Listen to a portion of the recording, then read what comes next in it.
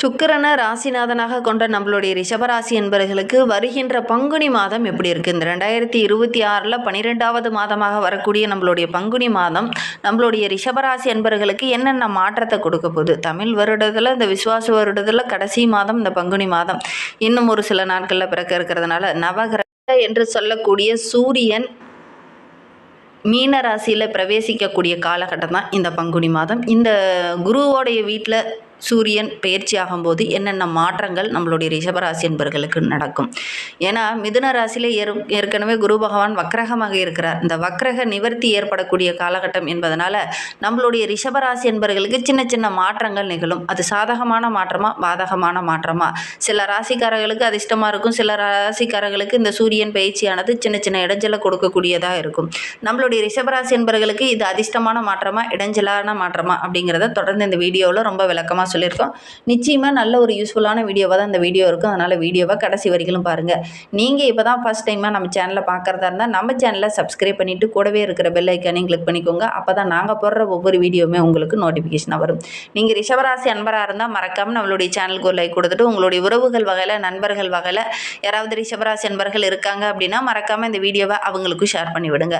ரிஷபராசியில் நீங்கள் எந்த நட்சத்திரத்தில் பிறந்தீங்க அப்படிங்கிறத மறக்காமல் எங்களுடைய கமெண்ட் பாக்ஸில் தெரிவிங்க. உங்களுக்கு ஜோதிட ரீதியாக அந்த சந்தேகம் இருக்குது அப்படின்னா டிஸ்கிரிப்ஷனில் ஜோதிடரோட வாட்ஸ்அப் நம்பர் கொடுக்கப்பட்டிருக்கு. அந்த நம்பருக்கு கால் பண்ணி முன்பதிவு செய்துக்கோங்க. உங்களுடைய சந்தேகங்களுக்கு நல்ல ஒரு தீர்வு கிடைக்கும். ரிஷபராசி அன்பர்களை பொறுத்தவரையிலும் இந்த பங்குனி மாதம் அப்படிங்கிறது நல்ல ஒரு மேன்மையை குறிக்கக்கூடிய மாதமாக தான் அமைந்திருக்கு. ஏன்னா பணவரவு ரொம்ப சிறப்பாக இருக்குது. புதிய வாய்ப்புகள் உங்களுக்காக காத்திருக்கக்கூடிய ஒரு மாதமாக தான் இந்த மாதம் அமைந்திருக்கு. குடும்ப வாழ்க்கையிலையும் சரி, உங்களுடைய வேலை செய்கிற இடத்துலையும் சரி, நல்ல ஒரு மேன்மையான பலனை வருகின்ற நாட்களில் நீங்கள் எதிர்பார்க்கலாம் அப்படின்னே சொல்லலாம். ஏன்னா பங்குனி மாத கிரக அமைப்புகளை வைத்து பார்க்கும்போது பெரும்பாலான விஷயங்கள் உங்களுக்கு சாதகமாக தான் இருக்குது. பெரிய மனிதர்களுடைய அன்பு ஆதரவுலாம் கிடைக்கும். பெரிய பெரிய விஐபிகளோட அறிமுகம் கிடைக்கும். அதன் மூலிமா நல்ல ஒரு மேன்மையை எதிர்பார்க்கலாம். ஒரு சில கிரகங்கள் தான் உங்களுக்கு சாதகமாக இல்லை, பெரும்பாலான கிரகங்கள் உங்களுக்கு சாதகமாக இருக்கிறதுனால இந்த கூட்டு தொழில் ரொம்ப அமோகமாக இருக்கும். இந்த ரிஷபராசிக்கு வருகின்ற நாட்கள் நல்ல ஒரு சாதகமான நாட்களாகவே அமைந்திருக்கு. இந்த பங்குனி மாதம் முழுவதுமே நல்ல ஒரு மாற்றத்தையும் நல்ல ஒரு முன்னேற்றத்தையும் நீங்கள் எதிர்பார்க்கலாம் அப்படின்னே சொல்லலாம். ஏன்னா ரிஷபராசி என்பவர்களுடைய அதிபதி சுக்கிரன் உச்சம் பெற்று அமர்ந்திருக்கிறதுனால, அதுவும் மீனராசியில் அமர்ந்திருக்கிறதுனால அங்கே சூரியனும் உச்சம் பெற்று அமரும் போது நல்ல ஒரு முன்னேற்றத்தை எதிர்பார்க்கலாம் அப்படின்னே சொல்லலாம். நிறைய விஷயங்கள் உங்களுக்கு சாதகமாக இருக்கும். ஒரு அதிர்ஷ்டமான மாதமாக தான் இந்த மாதம் அமைந்திருக்கு. நிறைய தோல்விகளையும் நிறைய பிரச்சனைகளையும் வியாபார ரீதியாக, தொழில் ரீதியாக, குடும்ப ரீதியாக நிறைய தொந்தரவுகள் அனுபவிச்சுட்டு இருந்த நம்மளுடைய ரிஷபராசி என்பவர்களுக்கு இந்த பங்குனி மாதம் அப்படிங்கிறது ஒரு அதிர்ஷ்டமான மாதமாக அமைந்திருக்கு. நினைத்தது நடக்கும். அதே மாதிரி திடீர்னு ஒரு சிலருக்கு அதிர்ஷ்ட வாய்ப்புகள் தேடி வரும். ஒரு சிலர்லாம் ரொம்ப நாளாக வரன் தேடிட்டு இருந்திருப்பீங்க. அவங்களுக்கு பார்த்திங்கன்னா திடீர்னு நல்ல ஒரு வரன் அமையக்கூடிய யோகம் இருக்குது. குடும்பத்துக்குள்ளே நல்ல ஒரு மகிழ்ச்சி இருக்கும். நல்ல ஒரு குதூகலமான நிலை இந்த காலகட்டத்தில் நிலவும் அப்படின்னே சொல்லலாம். அதே போல் குரு பகவானும் வக்ரக நிவர்த்தி பெற்றதுனால வருமானம் ரொம்ப சிறப்பாக இருக்கும். குடும்பத்தில் இருந்த அந்த சுபகாரியங்கள்லாம் தள்ளி போயிட்டே இருந்தது இல்லையா, அதெல்லாம் அந்த காலகட்டத்தில் நடக்கும். நல்ல ஒரு மேன்மையை எதிர்பார்க்கலாம். ரிஷபராசிக்கு சனி பகவான் லாபஸ்தானத்தில் இருக்கிறதுனால வியாபாரத்தில் தொழிலில் நல்ல ஒரு மேன்மையை எதிர்பார்க்கலாம். நல்ல ஒரு முன்னேற்றத்தையும் பொருளாதாரத்தில் அடுத்த லெவலில் பார்க்கக்கூடிய ஒரு யோகம் இந்த ரிஷபராசி என்பவர்களுக்கு இந்த காலகட்டத்தில் இருக்குது அப்படின்னே சொல்லலாம். படிப்படியான வளர்ச்சி ஆரம்பமாக போகுது அப்படின்னே சொல்லலாம். புதிய முயற்சி எல்லாமே உங்களுக்கு வெற்றியாக அமைய போகுது. ஒரு சிலலாம் புதுசாக ஒப்பந்தம் போடுவீங்க. அந்த ஒப்பந்தம் மூலிமா நல்ல ஒரு பொருளாதாரத்தில் நல்ல ஒரு மேன்மையை இந்த ரிஷபராசி என்பவர்கள் இந்த காலகட்டத்தில் எதிர்பார்க்கலாம் அப்படின்னே சொல்லலாம். புதிய முயற்சி எல்லாமே உங்களுக்கு கைகூடி வரும்.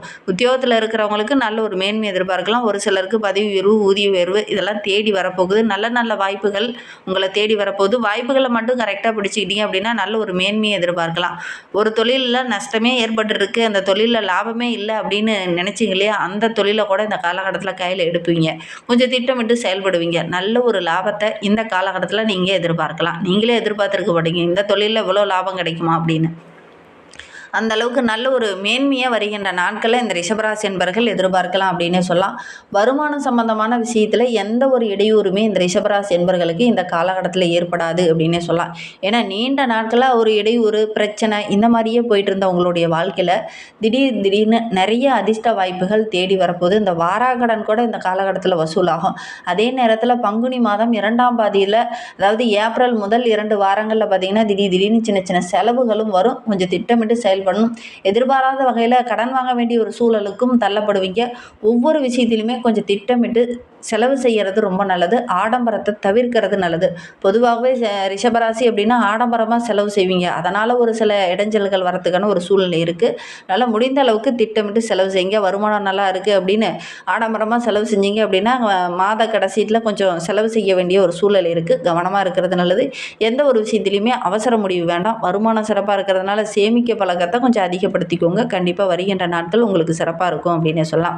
ரிஷபராசியில் பிறந்த 3 நட்சத்திரக்காரர்களுக்கும் வருகின்ற நாட்கள் எப்படி இருக்குது அப்படிங்கிறத பார்க்கலாம். ரிஷபராசியில் கார்த்திகை 2, 3, 4 பாதங்களில் பிறந்தவங்களுக்கு இந்த பங்குனி மாதம் அப்படிங்கிறது ரொம்ப ஒரு யோகமான மாதமாக அமைந்திருக்கு. இதுவரையிலும் நெருக்கடிகளையும் பிரச்சனைகளையும் மட்டும் சந்திச்சிட்டு இருந்த உங்களுக்கு அந்த பிரச்சனைகள் எங்கே போனதுன்னு தெரியாமல் காணாமல் போகிற அளவுக்கு நல்ல ஒரு மேன்மை உள்ள ஒரு மாதமாக தான் இந்த பங்குனி மாதம் உங்களுக்கு அமைந்திருக்கு. ஏன்னா லாபஸ்தானத்தில் சூரியன் வந்து அமர்ந்திருக்கிறார். கூட்டு முயற்சி நல்ல ஒரு அமோகமாக இருக்கும். எடுக்கிற காரியங்கள்லாம் வெற்றியாகும். உத்தியோகத்தில் கூட நீங்களே எதிர்பாராமல் பதவி உயர்வு, ஊதிய உயர்வு இதெல்லாம் கிடைக்கும். அரசியல் துறையில் இருக்கிறவங்களுக்கு நல்ல ஒரு செல்வாக்கு இருக்கும். தேர்தலில் கூட போட்டிட்டீங்க அப்படின்னா அதிர்ஷ்ட வாய்ப்புகள் உங்களை தேடி வரும். குடும்பத்தில் ஒரு சில நெருக்கடிகளை சந்திச்சிட்டு இருந்த நம்மளுடைய கார்த்திகை நட்சத்திரக்காரர்களுக்கு வருகின்ற நாட்களில் அந்த நெருக்கடிகள் கொஞ்சம் குறையும். பணம் கொடுக்கல் வாங்கல நல்ல ஒரு மேன்மை எதிர்பார்க்கலாம். போட்டி போட்டுக்கிட்டு நல்ல லாபத்தை சம்பாதிக்கக்கூடிய ஒரு யோகம் இருக்குது நம்மளுடைய கார்த்திகை நட்சத்திரக்காரர்களுக்கு அப்படின்னு சொல்லலாம்.